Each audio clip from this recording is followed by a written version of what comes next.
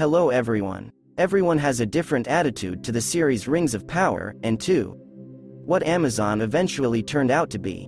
It is clear that the mainstream now consists in the fact that the authors of this series have made a complete slug, but at the same time there are people who hold a different opinion. But Amazon's unfulfilled plans and their vain dreams to shoot the best TV series in history, it was not for nothing that $1 billion was invested in it. The Rings of Power turned out to be a failure. They could not come close to the title of the King of Fantasy. Not to mention the best TV show. Many major respected publications are beginning to. It's as if suddenly they all saw the light at once. And some almost directly state that Amazon paid a lot of money to bribe the press and influence public opinion.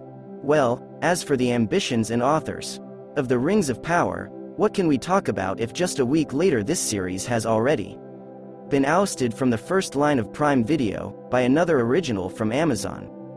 Which of course is just a colossal juicy slap in the face for Amazon that invested billions of dollars in the Lord of the Rings prequel. So despite all the difference of views, this show did not achieve its main goal. The Rings of Power are just a total disaster for Amazon. Unprecedented money was invested in this project, namely, almost $60 million for each of its damn series, which no other project could previously afford. Why, $60 is quite a budget for a normal, decent Hollywood movie, and sometimes even a blockbuster, and we haven't done that yet. We are talking about the $250 million that went to copyright.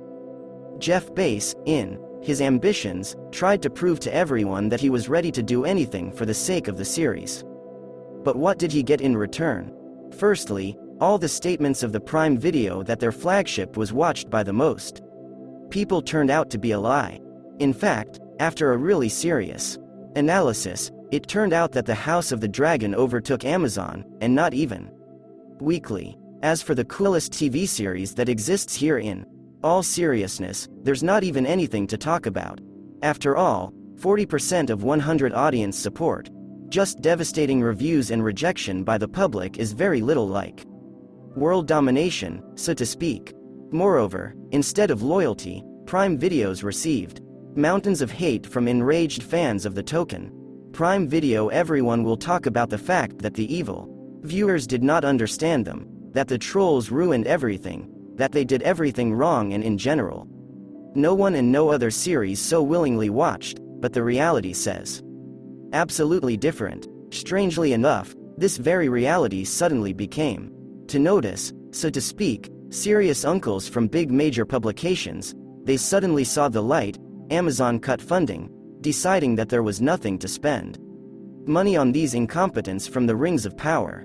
Previously, before, and during, after the release of the series of the first season, very large and respected publications constantly praised the Rings of Power, saying that the series are excellent, picking up the tale of evil trolls and toxic fans, and so on. Now the situation has changed dramatically. At first, Forbes just blew up the finale of the first season and the series as a whole, writing all the worst that could have happened has already happened. And here, now The Guardian, an equally authoritative publication, publishes an article with a title that sounds, "Now it's over. Let's go out and say the Rings of Power were a stinker." How do you like such headlines? Let's get acquainted with what the journalists of the publication write, especially since they almost openly admit that Amazon tried to buy everyone for its billion.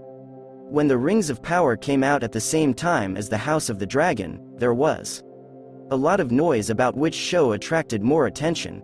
At first it seemed that this was a convincing victory for Tolkien. But then a few weeks later something happened.